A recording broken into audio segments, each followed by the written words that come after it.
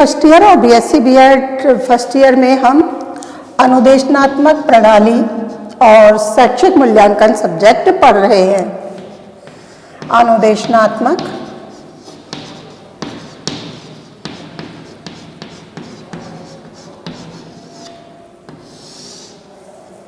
अनुदेशनात्मक प्रणाली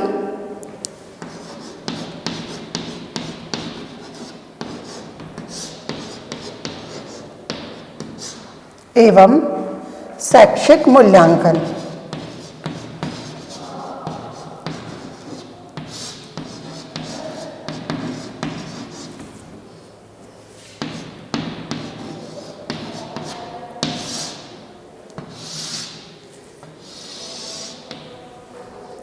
अनुदेशनात्मक प्रणाली एवं शैक्षिक मूल्यांकन में इससे पहले हमने शिक्षण के बारे में पढ़ा था।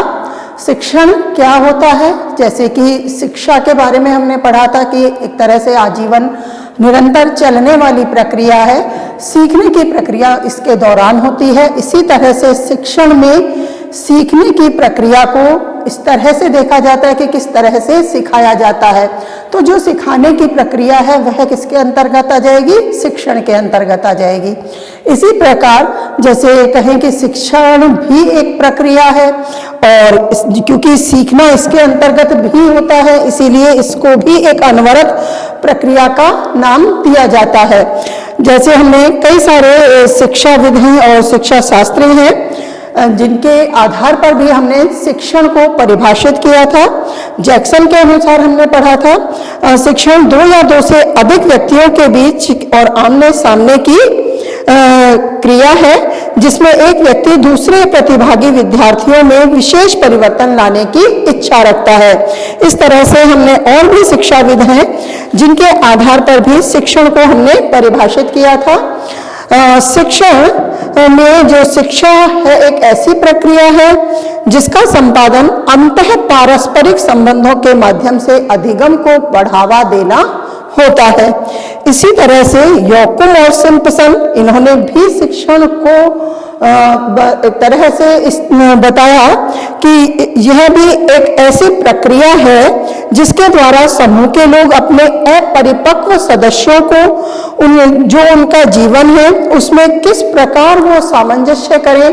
तो ये प्रक्रिया अर्थात शिक्षण की प्रक्रिया उन्हें अपने जीवन में सामंजस्य करना सिखाती है, अर्थात सामंजस्य करने योग्य बनाती है, समर्थ बनाती है। तो इस तरह की प्रक्रिया ही क्या है?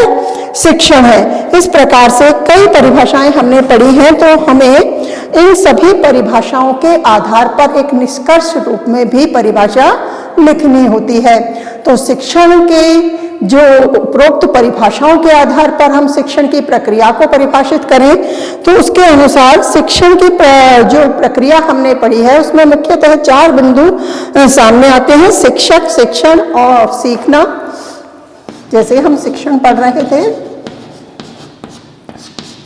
तो इसकी जो निष्कर्ष की परिभाषा है उसमें मुख्यतः 4 बिंदु सामने आ रहे हैं जो अब तक हमने परिभाषाएं पढ़ी हैं। शिक्षक जो कि सिखाने का कार्य कर रहा है, दूसरा शिक्षार्थी जो सीख रहा है, तीसरा है सीखना क्योंकि सीखने की प्रक्रिया ही इसके अंतर्गत चल रही है, और शिक्षण कार्य जो तो हो ही रहा है। इस दृष्टि से जो सीखने की प्रक्रिया है वो लगातार चलती रहती है, इसलिए शिक्षण को भी इसमें सम्मिलित किया है और सीखना भी।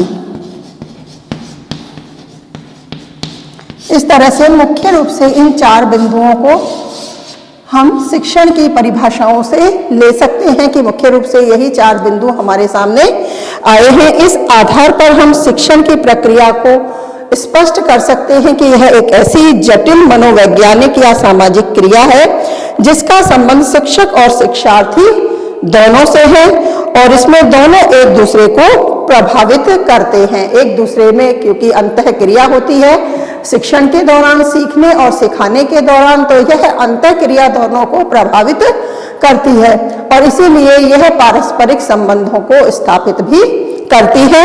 तो इसी आधार पे जो सीखने की क्रिया है वह आगे बढ़ती है। जैसे अधिगम की क्रिया है वो आगे बढ़ती है, प्रभावित होती है, ऐसा स्मिथ महोदय ने भी कहा है। तो इस तरह से हम परिभाषाओं के जो समस्त परिभाषाएं हमने पढ़ी हैं उनके विश्लेषण के आधार पर एक निष्कर्ष रूप में हम परिभाषा लिख लेते हैं।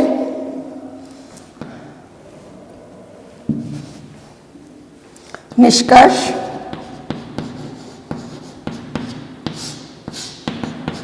उपरोक्त परिभाषाओं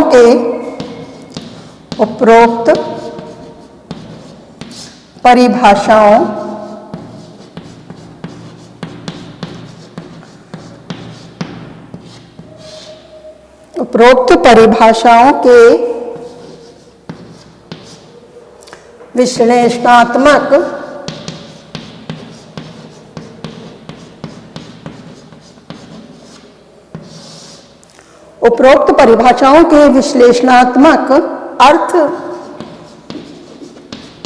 से यह स्पष्ट हो जाता है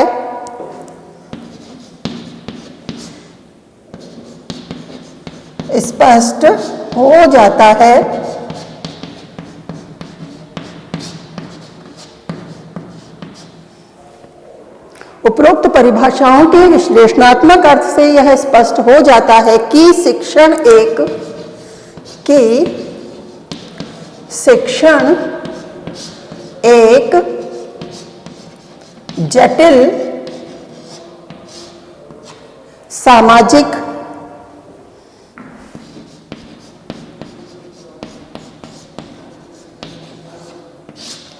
जटिल सामाजिक एवं मनोवैज्ञानिक क्रिया है,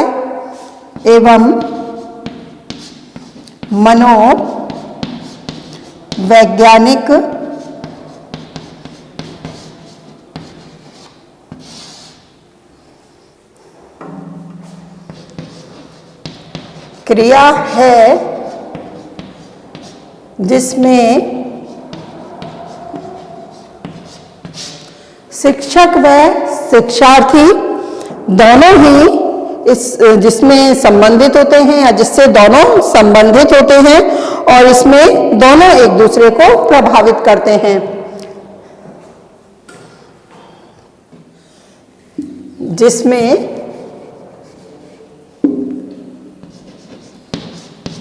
शिक्षक व शिक्षार्थी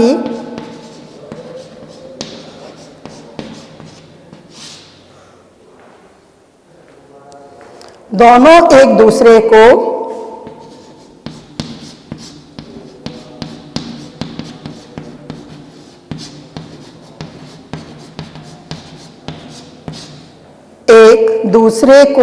प्रभावित करते हैं।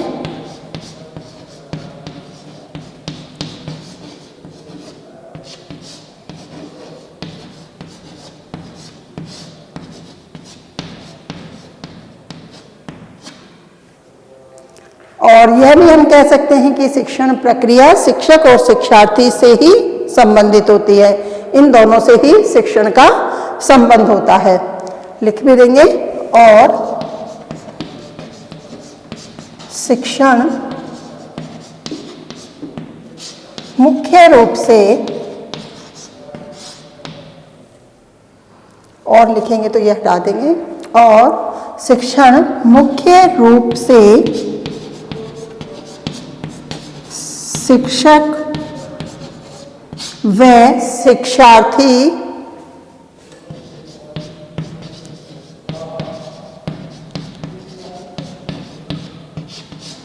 दोनों से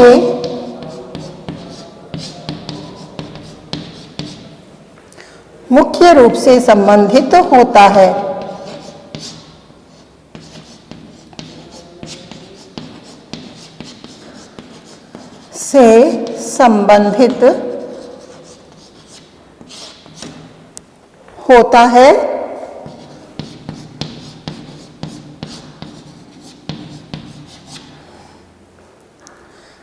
और भी जो हमने अभी पहले लिखा था कि मुख्यतः जो 4 बिंदु हैं जो शिक्षण की परिभाषाओं से निकल कर आए हैं कि किस तरह से शिक्षक और शिक्षार्थी एक दूसरे को प्रभावित करते हैं, एक दूसरे से अंतःक्रिया द्वारा अपने जैसे कि एक दूसरे को प्रभावित भी करते हैं और अंतः संबंध भी स्थापित होते हैं।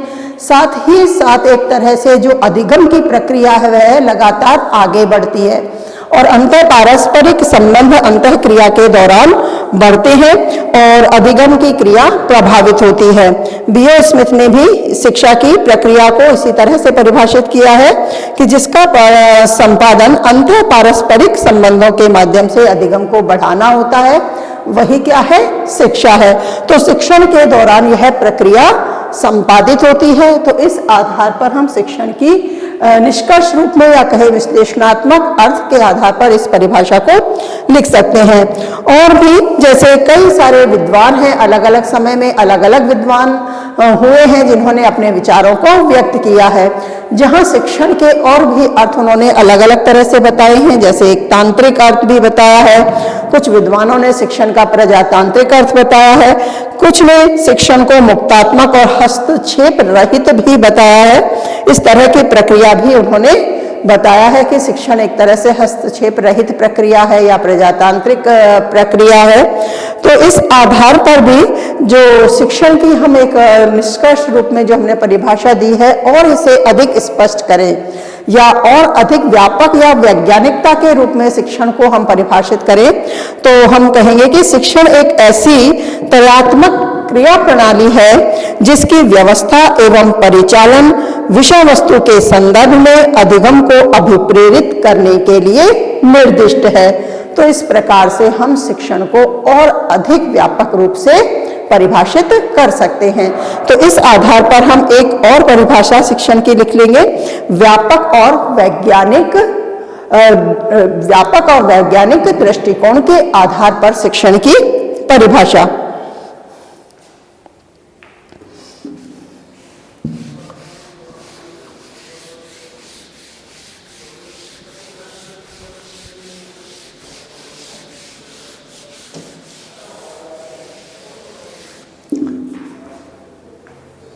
व्यापक व वैज्ञानिक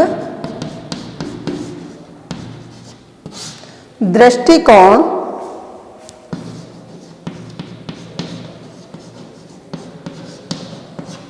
के अनुसार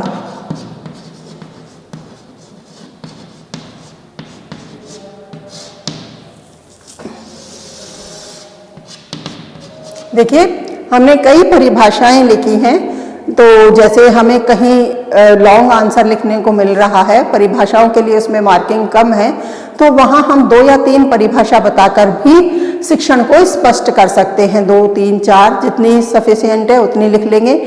लेकिन कुछ प्रश्न ऐसे होते हैं जैसे वो संप्रत्यय को लिखवाते हैं, जैसे जो भी शिक्षण है इसका संप्रत्यय स्पष्ट कीजिए या इसकी अवधारणाओं को स्पष्ट कीजिए या अर्थ और परिभाषा लिखिए। इस तरह के प्रश्न में केवल हमें परिभाषाएं और किस तरह से निष्कर्ष रूप में उसे परिभाषित किया गया है, किस तरह से वैज्ञानिक और व्यापक दृष्टिकोण क्या है, तो उसमें ये सब चीजें हमें बतानी पड़ती हैं। तो इस आधार पर हमें कुछ परिभाषाएं ज्यादा भी याद करनी होती हैं, इसीलिए मैंने सभी परिभाषाओं को लिखकर समझाया है और बताया है। इसीलिए मैं व्यापक और वैज्ञानिक दृष्टिकोण से संबंधित शिक्षण की परिभाषा को भी स्पष्ट कर रही हूँ।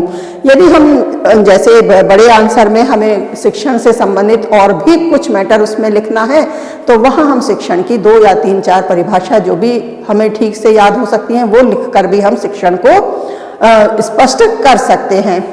और जैसे वैज्ञानिक दृष्टिकोण वाली परिभाषा है तो ये संप्रत्यय में लिख देंगे, वहाँ यदि ये हमें याद हो जाती है तो एक परिभाषा इसको भी लिखने में हम काम में लेंगे। तो इस तरह भी हम इसे स्पष्ट कर सकते हैं। तो लिखेंगे कि व्यापक और वैज्ञानिक दृष्टिकोण के अनुसार शिक्षण एक त्रयात्मक क्रिया प्रणाली है। शिक्षण एक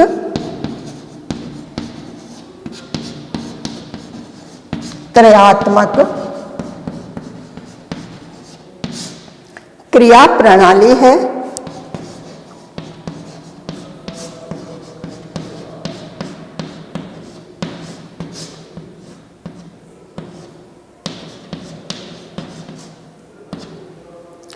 शिक्षण एक क्रियात्मक क्रिया प्रणाली है जिसकी व्यवस्था एवं परिचालन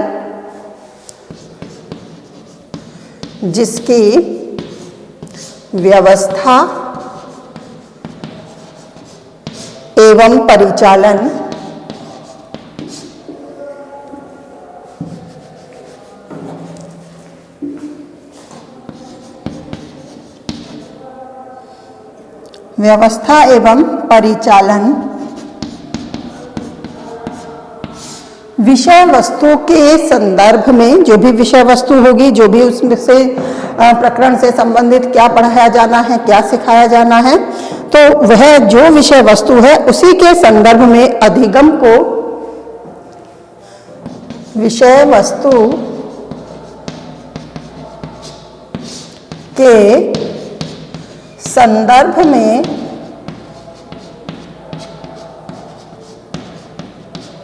अधिगम को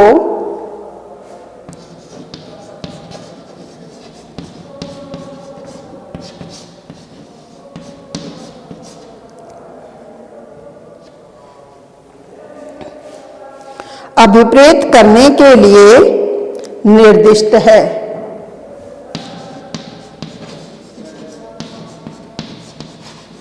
अभिप्रेरित करने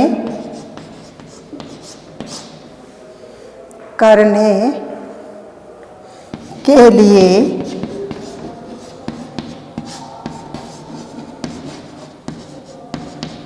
निर्दिष्ट है।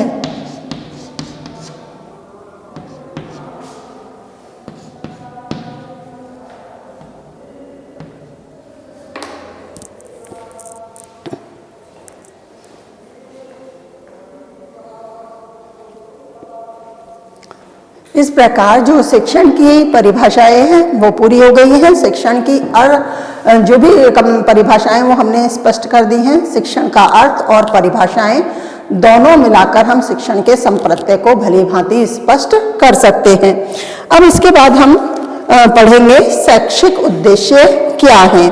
जैसे कि शिक्षा लेने का हमारा क्या उद्देश्य है, तो वही क्या हो गया, शैक्षिक उद्देश्य।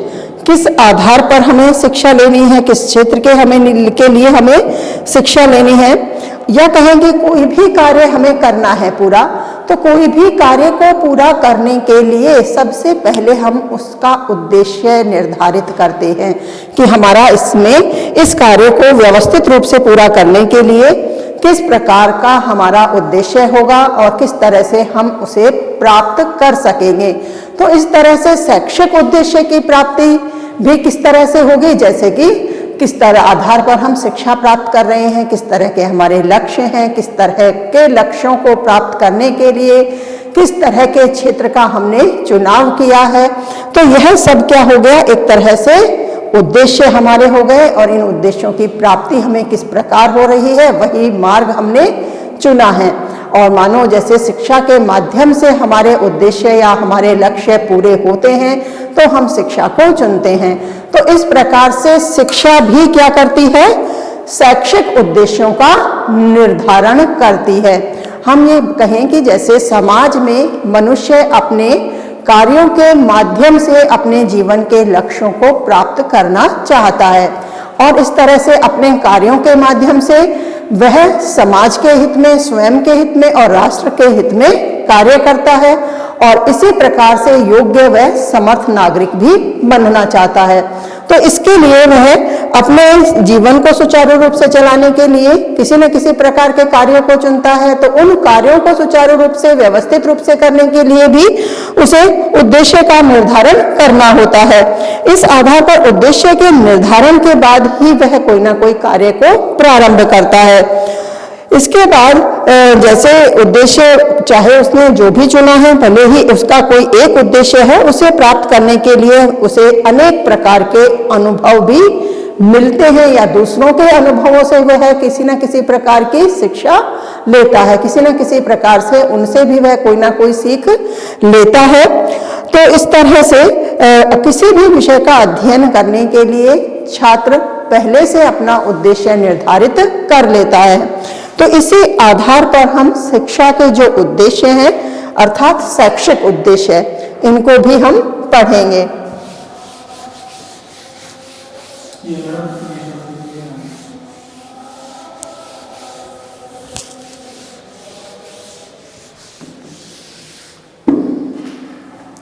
शैक्षिक उद्देश्य।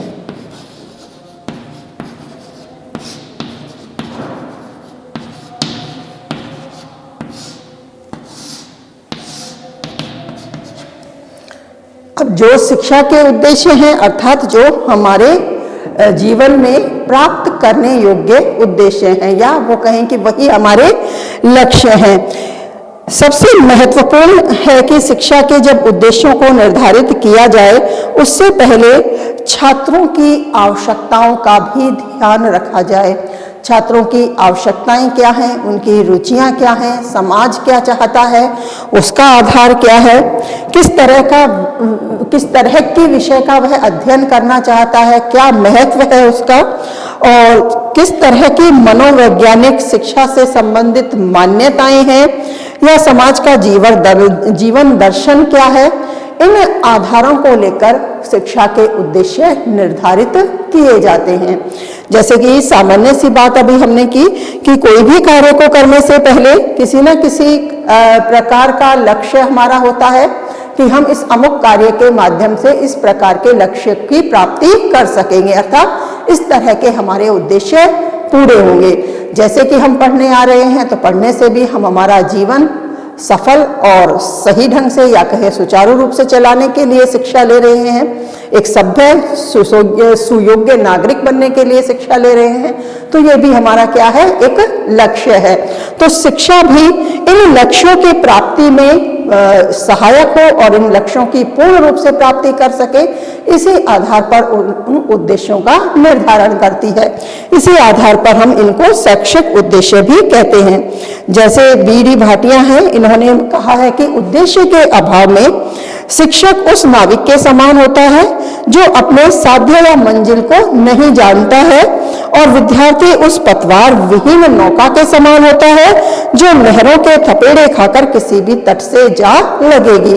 इन्होंने यही स्पष्ट किया है कि यदि हमारा कोई उद्देश्य निर्धारित हमने नहीं किया है, अर्थात कहें कि कोई मंजिल या कोई लक्ष्य हमने यदि निर्धारित नहीं किया है, तो हम किस क्षेत्र में किस प्रकार के ज्ञान की प्राप्ति कर रहे हैं यह हमें पता नहीं है, और इस आधार पर सीखने वाले जो विद्यार्थी हैं उन्हें जीवन में किस क्षेत्र में कहाँ किस ओर जाना है या किस प्रकार के लक्ष्यों की वो प्राप्ति कर पाएंगे, यह संभव नहीं हो पाता। वो अचानक ही, जैसे कि न जाने लहरों के, जैसे इन्होंने एक नौका की भांति विद्यार्थी को बताया है कि ऐसी नौका हो गए विद्यार्थी उद्देश्यों के बिना, जो पतवार विहीन है, और बिना पतवार के मानो वह नौका अपने आप ही किसी न किसी लहरों के थपेड़े खाकर, किसी न किसी अनुभवों से प्रेरित होकर न जाने कौन से तट से लगेगी, अर्थात जीवन में न जाने किस प्रकार के कार्यों को समर्थ करने के लिए वो तैयार हो सकेंगे, या किसी प्रकार के कार्यों को पूरा कर सकेंगे, या किस क्षेत्र में वो आगे बढ़ सकेंगे, बढ़ भी सकेंगे अथवा नहीं, क्योंकि पतवार विहीन नौका है तो वह डूब भी सकती है। अर्थात विद्यार्थी अपने जीवन में सफल हो यह भी आवश्यक नहीं होता। तो इस तरह से उन्होंने शिक्षा को भी इसी तरह का नाविक बताया है कि जिसके पास मानो कोई मंजिल ही नहीं है, कोई उसका साध्य ही नहीं है, तो फिर वो किस तरह से किस दिशा में अपनी नाव को ले जाएगा, कहाँ उसे पहुंचाएगा। तो लक्ष्य होना भी जरूरी है, उद्देश्य होना जरूरी है। तो इसी आधार पर हमें शिक्षा के लक्ष्यों को, शिक्षा के उद्देश्यों को प्राप्त करना आवश्यक हो जाता है। जैसे किसी भी विषय, जैसे कोई भी हम कहें सामाजिक अध्ययन विषय को ही ले, सामाजिक अध्ययन विषय का भी उद्देश्य होता है कि जैसे समाज में किस प्रकार सामाजिकरण के माध्यम से छात्र अपने व्यवहारिक जीवन को पूरा करते हैं, व्यवहारिकता सीखते हैं, सामाजिकता सीखते हैं, समूह में रहकर एक दूसरे से सहयोग की भावना वह सीखते हैं। तो इस तरह से सामाजिक अध्ययन विषय का भी अपना उद्देश्य होता है। अपने इस उद्देश्य की प्राप्ति के लिए इसी तरह की वह पाठ्य वस्तु अपने विषय के अंतर्गत रखता है, या कहें कि शिक्षा सामाजिक अध्ययन के माध्यम से इस तरह के लक्ष्यों की पूर्ति करती है, इन लक्ष्यों की प्राप्ति में मदद करती है। तो तो जो छात्र हैं सामाजिक अध्ययन पढ़ते हैं, उनसे छात्रों की कल्पना शक्ति भी बढ़ती है, उनकी निर्णयशीलता भी बढ़ती है, साथ ही उनमें देश प्रेम, मानव प्रेम, नैतिकता आदि के गुणों का भी विकास होता है, क्योंकि सामाजिक अध्ययन में इसी प्रकार की विषय वस्तु सम्मिलित की जाती है जिससे बालक देश प्रेम, मानव प्रेम की ओर अग्रसित होते हैं। इस तरह के भाव उनमें विकसित होते हैं। ये एक प्रकार के अनुभव ही हैं जो विद्यार्थी में स्वाभाविक रूप से प्राप्त होते हैं। हम एक तरह से उद्देश्यों को, जैसे कि हम उद्देश्यों की ही बात कर रहे हैं, तो इस प्रकार से उद्देश्यों को हम भली भांति समझ सकते हैं कि उद्देश्य किस प्रकार हमें आवश्यक है या उद्देश्यों का ज्ञान कितना आवश्यक होता है, क्योंकि उद्देश्यों के माध्यम से ही हम अपने जिस क्षेत्र में या कहें कि जिन लक्ष्यों की प्राप्ति की ओर बढ़ना चाहते हैं उनकी प्राप्ति कर सकते हैं।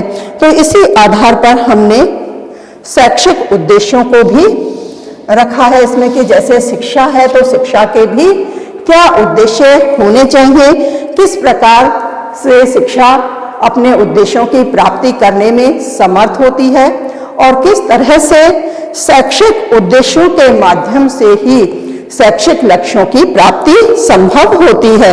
अब जो शैक्षिक उद्देश्य हैं, हॉस्टन है, इन्होंने शैक्षिक उद्देश्यों के बारे में कहा है कि एक शैक्षिक उद्देश्य व्यवहार रूप में प्रकट एक क्षमता एवं निपुणता है जो शिष्य वहां अर्जित करते हैं जहां शिक्षण वह करने में सफल है जिसे करने के लिए उसे प्रतिपादित किया गया है। इसी परिभाषा के आधार पर जो भी अधिगम की रुचियां हैं, जो बालक की योग्यताएं हैं, जो उनके कौशल हैं, उन्हें भी विकसित किया जा सकता है, क्योंकि उद्देश्यों के आधार पर ही हम यह निर्धारित कर लेते हैं कि छात्रों की रुचि के अनुसार उनको उसी प्रकार के कौशल में पारंगत किया जाए, उसी प्रकार का अभ्यास किया जाए, उसी प्रकार के विषय को चुनने में भी मदद की जाए जिसमें उसकी रुचि है, जिस क्षेत्र में आगे बढ़कर वह स्वयं का, समाज का और राष्ट्र का हित कर सके, अर्थात उनके योग्य किसी न किसी प्रकार के कार्य को संपूर्ण कर सके। इसी तरह से B.S. ब्लूम हैं, जिन्होंने भी शैक्षिक उद्देश्यों को परिभाषित किया है। इन्होंने कहा है कि शैक्षिक उद्देश्य केवल वे लक्ष्य या उद्देश्य नहीं है जिन्हें प्राप्त करने के लिए पाठ्यक्रम की रचना की जाती है और जिनको शिक्षण को निर्देशित किया जाता है, अपितु यह मूल्यांकन की तकनीकी के निर्माण एवं प्रयोग के लिए विस्तृत स्पष्टीकरण भी प्रदान करता है। इस प्रकार शैक्षिक उद्देश्य अधिगम को प्राप्त करने में या कहें एक तरह से अधिगम की प्राप्ति में पूर्ण रूप से सहायक होते हैं। और डेविस महोदय हैं, इन्होंने भी शिक्षा के जो उद्देश्य हैं उन्हें स्पष्ट करते हुए लिखा है कि अधिगम उद्देश्य प्रस्तावित परिवर्तनों का उल्लेख होते हैं। तो इसमें अधिगम की जो भी रुचियां हैं उनमें छात्रों की योग्यता और कौशल विकसित करके ही उन्हें शिक्षण की जैसे कहें कि शिक्षण की संज्ञा दी जाए या शिक्षण के माध्यम से यह समस्त अभ्यास उन्हें करवाया जाए, उनके अधिगम को और प्रेरित किया जाए और विकसित किया जाए। तो शिक्षण के उद्देश्यों में जो छात्र के व्यवहार में एक तरह से छात्र के व्यवहार में परिवर्तन करने की जो अपेक्षा है वही शिक्षण का उद्देश्य भी होता है। जैसे कि इससे पहले हमने शिक्षण को ही पढ़ा है कि किस तरह से शिक्षण में सीखने की प्रक्रिया आगे बढ़ती है और अधिगम अभिप्रेरित होता है, अधिगम की प्रक्रिया को बढ़ावा मिलता है। तो यह अधिगम की प्रक्रिया आगे बढ़ाने के लिए पहले